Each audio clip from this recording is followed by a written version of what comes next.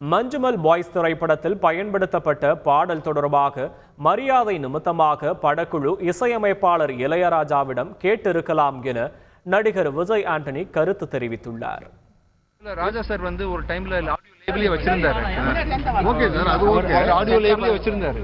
அவர் வந்து சொந்தமாவே audio label I think Echo அப்படின்ற கம்பெனியோட ஓனரே அவர் தான் நினைக்கிறேன். அவர் ஃப்ரெண்டோட பேர்ல வச்சு நடத்திட்டு இருந்தாரு.